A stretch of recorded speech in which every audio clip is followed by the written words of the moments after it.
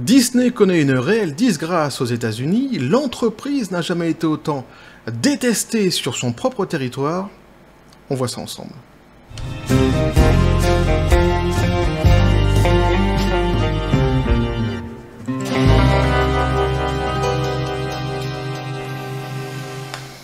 Et c'est un sujet qui m'a été suggéré par pas mal de personnes, je dois bien l'avouer, entre autres Charlie, Olivier, Sherlock et Yann, sur le Twitter de la chaîne, qui m'a en plus tous fourni le même article, l'article ici sur lequel je vais m'appuyer pour vous proposer ce petit sujet, et je les en remercie évidemment vivement, petit café les copains.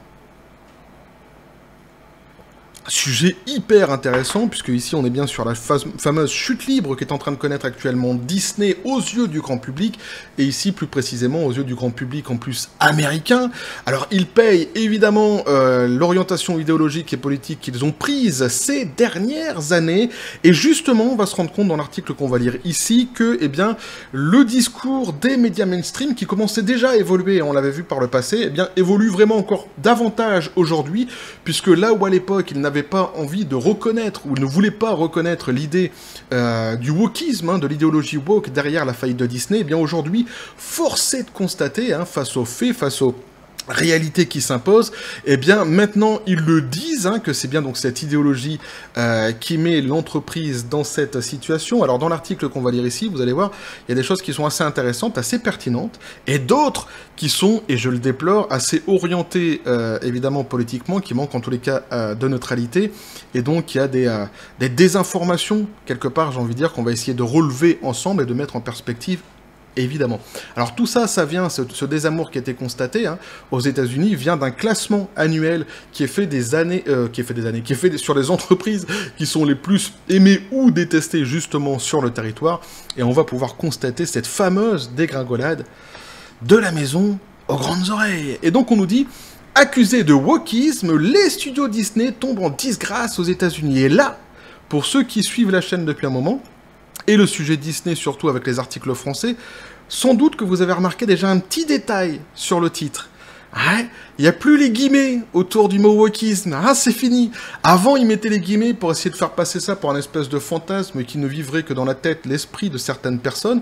Et puis, en fait, force est de constater que ça existe vraiment, que l'idéologie woke, elle est bien définie, et qu'en réalité, le grand public, lui, voit ce qu'il voit, entend ce qu'il entend, et constate ce qu'il constate, bien en dehors, justement, de certains réseaux sociaux, qui ne représentent pas, en réalité, le grand public. Et justement, on va se rendre compte, il y a plein de choses intéressantes qu'on va voir justement dans ce fameux classement des sociétés les plus détestées et les plus aimées aux États-Unis. Mais donc vous remarquez déjà, dès le début, les guillemets ont sauté, on n'est plus dans l'ordre du fantasme, on est bien dans quelque chose de réel maintenant, évidemment. Alors, ces prises de position valent à l'entreprise, autrefois en tête des marques les plus appréciées, de faire aujourd'hui partie des enseignes les plus détestées des Américains. Disney trop engagé, autrefois considéré comme la 4e marque la plus appréciée des États-Unis, donc la 4e marque la plus appréciée des États-Unis, la firme de divertissement a chuté ces dernières années dans le cœur des Américains jusqu'à atteindre la, roulement de tambour, 77e position sur 100. C'est un truc de ouf, selon donc un classement réalisé par Axios Harris. Alors le classement, il est bien ici, il existe bien, ici je suis donc sur le site d'axios.com, et on nous dit donc cette enquête est le résultat d'un partenariat entre Axios et Harris Poll pour évaluer les réputations des marques les plus visibles en Amérique, basées sur 20 ans de recherche Harris Poll. Donc c'est un sondage, c'est un classement qui est quand même fiable, assez fiable, même très fiable, et sur lequel on peut évidemment facilement se baser. En tous les cas, sur lequel Disney ne manquera pas de se retourner, et les actionnaires aussi, soyez-en certains.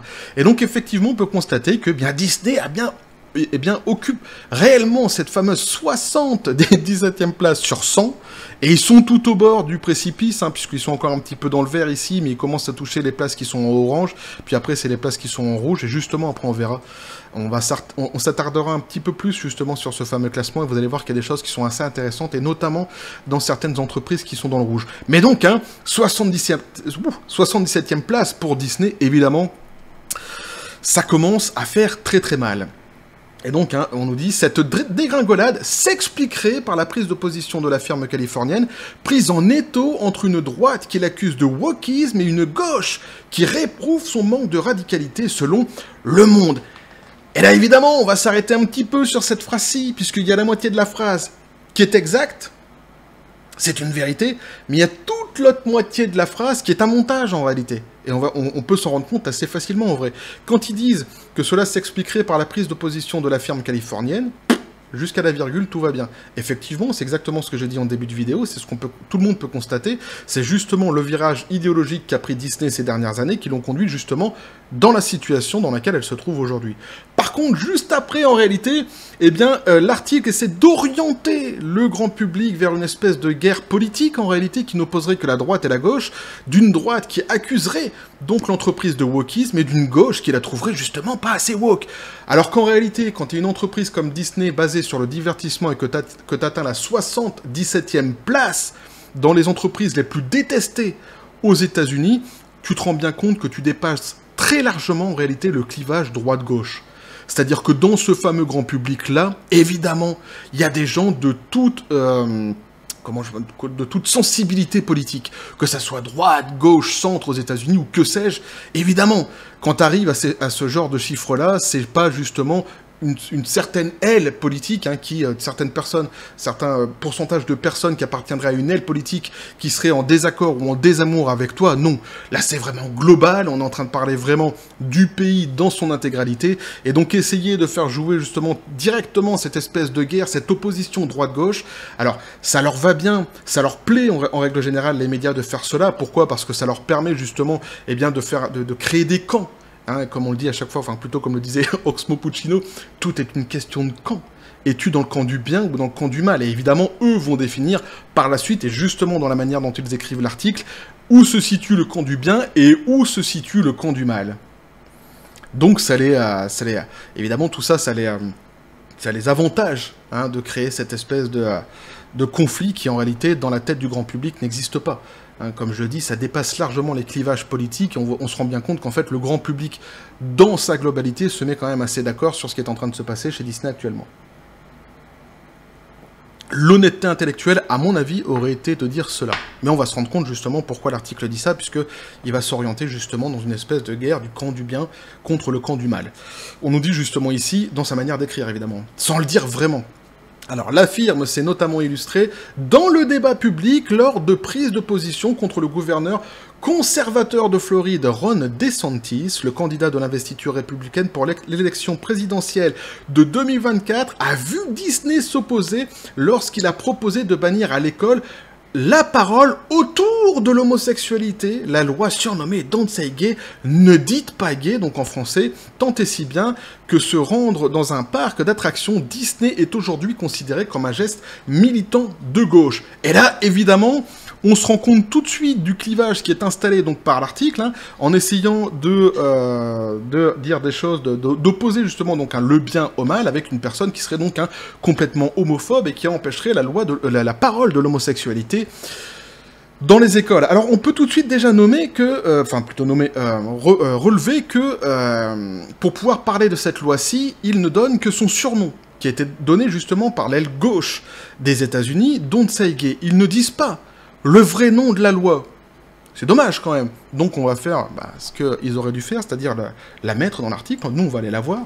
Et donc cette loi, à la base, elle s'appelle la loi sur les droits parentaux en matière d'éducation. On est loin du Don't Say Gay. Hein, évidemment, puisque là tu essayes justement de victimiser une certaine catégorie de minorité pour rendre le débat justement sur le terrain du conflit entre le bien et le mal, évidemment. Et quand on s'intéresse vraiment à la loi, est-ce que c'est vraiment ça? Est-ce que c'est uniquement de ne pas parler d'homosexualité à l'école qui a été ici donc jugé? Et de quelle école parle-t-on? Est-ce que c'est le collège? Est-ce que c'est le lycée? Est-ce que c'est les universités? Tout ça, l'article ne le mentionne pas. On te le balance comme ça, tu dis, bon, DeSantis, visiblement, ça a l'air d'être quelqu'un quand même d'assez particulier. Donc on s'intéresse à la vérité et on voit qu'il est marqué ici sur l'ami Wiki, la loi sur les droits parentaux en matière d'éducation de Floride, communément surnommée par ses détracteurs Don't Say Gay, Ne dites pas gay en français, est une loi introduite et adoptée en 2022 qui définit de nouveaux statuts pour l'enseignement primaire en Floride, interdisant plus particulièrement les discussions en classe sur l'orientation sexuelle ou l'identité du genre, de l'école maternelle jusqu'au CE2. C'est un petit peu plus clair déjà. Hein, on est bien en train de parler justement donc d'orientation sexuelle pour les enfants de maternelle. Ah ouais, maternelle, hein, jusqu'au CE2. Après, si vous voulez continuer à lire le reste de ce que vous raconte Wikipédia, mais en tous les cas, ça nous aura permis de replacer dans le contexte cette fameuse loi que la presse ne se plaît à nommer que Don't Say Gay, sans jamais dire vraiment ce qu'il en est. En réalité, ils auraient pu la rebaptiser en vrai « Foutez la paix aux enfants », au lieu de Don't Say Gay. Là, évidemment, les victimes, on les aurait bien mieux nommées, puisque c'était justement les enfants, et notamment ceux de maternelle, et même ceux de primaire après. Mais non, on se rend bien compte, justement, dans cette rhétorique, dans cette manière de renommer la loi, eh bien qu'on essaie justement de victimiser un camp de minorité, bien pour se mettre sur le terrain de l'opposition du bien et du mal. Vous voyez ? Petite chose qu'on pouvait relever déjà dans cet article. Et donc on nous dit, Disney a perdu tout le monde. L'engagement accru de la firme d'attrait... Alors là c'est intéressant ce qu'ils disent. Ah ouais, c'est intéressant. L'engagement accru de la firme d'attrait de l'arrivée à sa tête de Bob Iger en 2015, estime Le Monde. Démocrate autoproclamé, ce nouveau roi d'Hollywood entend défendre ses valeurs et amener les gens à mieux accepter les multiples différences, cultures et races et toutes les autres facettes de nos vies et de notre peuple, notamment grâce au storytelling, théorie style, devant ses actionnaires en 2017, les mêmes actionnaires qui aujourd'hui ont porté plainte contre Disney. Une évolution qui se traduit par la présence de super-héros noirs et homosexuels à l'écran dans Black Panther, La Petite Sirène et Les Éternels notamment, jusqu'ici, peu voire pas castés pour incarner les personnages imaginaires par la firme. Alors, ça va beaucoup plus loin que ça, encore une fois, l'article ici ne mentionne que cela, mais en réalité, l'idéologie politique qui a été mise justement dans la firme ces dernières années va bien au-delà de ça. Et justement, il est là le problème. C'est-à-dire que beaucoup aux États-Unis commencent à pointer du doigt le fait que Disney s'intéresse beaucoup trop aux enfants, et surtout aux jeunes enfants, notamment pour leur parler de sexualité. Entre autres. C'est une des choses, évidemment, qui leur sont reprochées, et qui n'est, je le déplore, ici, pas relevée visiblement. Ces prises de position politiques ont été critiquées en interne, notamment par l'éphémère successeur de Bob Iger, Bob Chapek. Et évidemment, on avait vu déjà dans les précédentes vidéos, et là, ça va devenir intéressant, justement, ce qu'ils vont dire, puisque ça va corroborer un petit peu ce que j'avais déjà dit dans des précédentes vidéos. Puisqu'on nous dit, donc, Bob Chapek, arrivé à la tête de l'entreprise durant la pandémie de Covid, quelles que soient les convictions politiques de Bob, il n'est pas un activiste et n'apporte aucun programme partisan dans l'entreprise, explique en 2022 son porte-parole, Geoff Morrell, au Hollywood Reporter. Donc déjà, on se rend compte qu'en réalité, ce qui posait problème avec l'arrivée de Bob Chapek, qui lui, normalement, devait juste reprendre les rênes, comme j'ai déjà expliqué dans d'autres vidéos, après justement ce qu'avait installé, ce qu'avait initié Bob Iger, et juste il devait se laisser porter par le mouvement, ce qui a commencé à être reproché très rapidement, en fait, à l'intérieur de la maison aux grandes oreilles, c'était que Bob Chapek, justement, ne prenait pas suffisamment position pour le côté woke de la force. C'est bien une guerre woke en interne qui va finir par imploser et à faire éjecter, entre autres, Bob Chapek de son siège royal. Si Robert Chapek refuse un temps de prendre position contre la loi Don't Say Gay, il continue à ne pas vouloir la nommer, il se fait tordre le bras par ses employés les plus indispensables. Les créateurs qui lui enjoignent de condamner la loi. Il admet finalement des erreurs avant d'être limogé puis remplacé par Bob Iger lui-même, rappelé pour sauver l'entreprise. Alors pas vraiment pour sauver l'entreprise, pour réparer surtout ses bêtises. Ce qu'il avait lui-même justement initié. Ces errances valent au studio ce commentaire du New York Times qui résume à lui seul l'impopularité de la firme aujourd'hui et qui disent donc, entre guillemets, en essayant de n'offenser personne, Disney a apparemment perdu tout le monde. Et là, encore une fois, j'ai presque envie de dire, right on target, bingo, New York Times, battu cible complètement à côté, puisque en réalité, c'est pas en essayant de n'offenser personne qu'ils ont fini par perdre tout le monde, c'est justement en offensant la plus grande base de leur public et le grand public en règle générale, j'ai presque envie de dire la majorité des gens, qu'ils ont fini justement par perdre ces gens-là, puisque les minorités en règle générale sur lesquelles ils s'appuyaient pour essayer de vendre, ils se sont rendus compte que ce n'étaient pas des consommateurs. Et oui. Donc c'est bien en offensant son public de base, hein, que Disney a fini par perdre tout le monde. Donc, on va aller voir ce qui est intéressant, justement, dans ce fameux classement. Et déjà, on peut remarquer quelque chose quand on clique sur le nom Walt Disney, puisque l'article nous disait que c'était une opposition des droites, de la droite et de la gauche, hein, qui créait justement ce conflit et ce désamour aux États-Unis. Est-ce que c'est vrai dans les faits? Bah, on se rend compte qu'en réalité, ce qui est ici reproché à Disney, dans les statistiques qui sont données, on se rend compte que ce que le public en fait reproche à Disney, c'est sa culture, son éthique et la croyance qu'ils peuvent avoir justement envers l'entreprise. Somme toute assez... pour ça que je dis que ça dépasse complètement les clivages politiques, hein, c'est quand même assez clair, quoi. Donc, autre chose qui est intéressante aussi, c'est de voir, en réalité, hop, je déclique là-dessus, eh bien, les entreprises qui sont les moins aimées, justement, aux États-Unis. Et là, on se rend compte d'un fait qui est vraiment flagrant, qui est sous nos yeux, c'est justement, en réalité, la vie des réseaux sociaux et la vraie vie. Qu'en est-il vraiment? Lorsqu'on dit que les activistes les plus virulents sont sur les réseaux sociaux, mais ils ne sont que minoritaires, même s'ils buglent énormément très fort, eh bien, c'est vrai que, en règle générale, il y en a qui disent non, c'est... surtout, en plus, certaines entreprises qui s'appuient là-dessus en se disant non, c'est un courant sociétal, hein, c'est quelque chose, justement, qui est emmené par certaines personnes sur les réseaux sociaux, et ils sont loin d'être si minoritaires que ça. Eh bien, on se rend compte, justement, que dans les entreprises les moins bien aimés, même les plus détestés, ceux qui sont dans le rouge, aux États-Unis, eh bien on retrouve quoi? On retrouve TikTok, on retrouve Facebook, et on retrouve Twitter. Évidemment, ça, c'est auprès du grand public, toujours. Donc la majorité des gens. Donc ça prouve bien que ceux qui sont les plus virulents, les plus actifs dans cette idéologie woke, hein, sur les réseaux sociaux, et qui se pensent à chaque fois être légion dans le monde, représente en fait qu'une fraction de ce monde, qu'une toute petite minorité qui commence profondément à agacer tout le monde, et qui fait perdre de l'argent surtout aux entreprises. Mais on se rend compte aussi, et moi ça m'a fait marrer, que donc un Disney est... alors ça c'est un enseignement déjà très intéressant, je trouve, hein, cette histoire des réseaux sociaux, mais Disney donc est 77e, et elle a réussi à faire moins bien, et là c'est quand même extraordinaire, il est où que Pfizer. Ah, Pfizer 50e. Et pourtant, on peut pas dire que Pfizer n'a pas créé la polémique. Aux États-Unis aussi. Dans le monde entier, mais aux États-Unis aussi. Eh bien, ils arrivent à faire encore moins bien dans l'opinion publique que Pfizer. C'est quand même extraordinaire, cette histoire. Pour dire à quel point ils sont tombés vraiment hyper bas, quoi. Après, je vous laisserai voir, de toute façon, je mets le lien dans les descriptions des vidéos, toujours, hein, si vous voulez aller voir un petit peu le classement, vous allez voir, il y a Walmart, etc.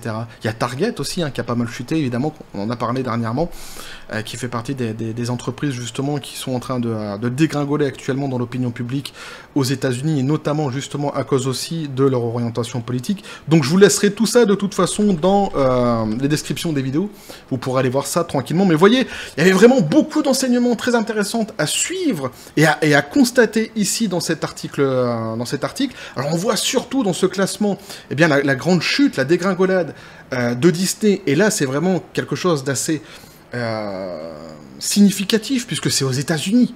C'est-à-dire que oui, le désamour était déjà assez consommé dans certains coins du monde, notamment, on l'avait vu dernièrement en Asie avec La Petite Sirène ou d'autres productions américaines venant de Disney, mais on constate ici, et c'est un fait encore plus intéressant, eh bien que sur son propre territoire, Disney est en train de perdre la face et de tomber il y a quelques années de cela, la 4e place des entreprises les plus aimées sur son territoire, à la 77e place. C'est une réelle catastrophe pour Disney, c'est une vraie disgrâce pour l'entreprise. Et aujourd'hui, évidemment, on commence à constater aussi que les médias commencent... Alors, ils avaient déjà commencé depuis un moment, on avait déjà relevé dans différents articles justement cette évolution du lexique, des rhétoriques de certaines presses qui commençaient justement déjà à absorber l'idée qu'effectivement c'était sans doute le côté woke de la force qui faisait chuter l'entreprise. Et bien maintenant c'est complètement installé. On l'a pu remarquer justement ici avec cette petite...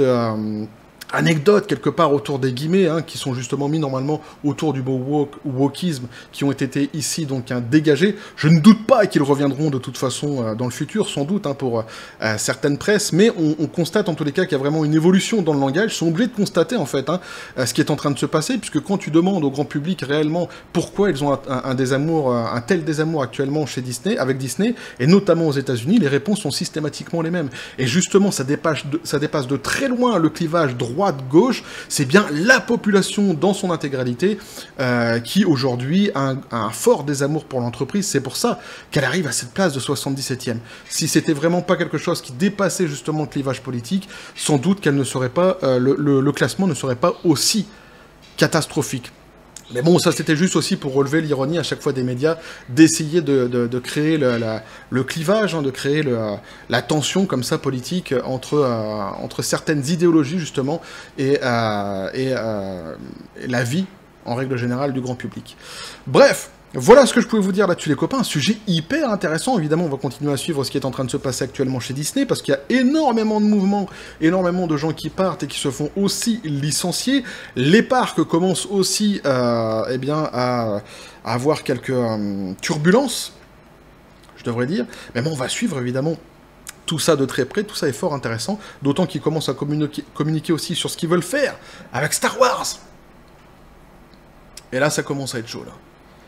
Là, il va falloir que je l'appelle Bob. Il y a des trucs qu'on va devoir se dire en tête à tête, parce que ça commence à être... ce que j'ai pu lire, on va attendre un petit peu de voir, mais ce que j'ai pu lire, ça a vraiment l'air d'être pas génial pour la licence Star Wars. Alors, bref, même si de toute façon, quelque part, on s'en doutait un petit peu avec Disney ces derniers temps. Avec ce qu'ils nous ont montré ces derniers temps. Bref, donc voilà ce que je pouvais vous dire là-dessus les copains. N'hésitez pas à me dire ce que vous en pensez dans les commentaires, à vous abonner si le contenu vous a plu, à activer la petite cloche pour les prochaines notifications, les prochaines vidéos qui vont arriver, à balancer un like, à partager la vidéo. Vous avez mon Twitter et mon Facebook qui sont dans la description des vidéos. N'hésitez pas à venir et à basculer du côté de la force absurde des réseaux sociaux. Sur ce les copains, je vous dis comme toujours à John Spartan, paix et félicité, et si tout va bien, je lance aujourd'hui le Discord en bêta, en phase bêta. Suivez ça sur la chaîne, il y a de fortes chances que je fasse une petite annonce pour dire que je lance le Discord, évidemment donc en phase bêta, donc je vous demanderai d'être indulgent, puisque j'ai fait tout ça avec mes petites pognes, et que je connais pas la base Discord. Ça tombe quand même assez mal. Bref, et que la force soit avec vous.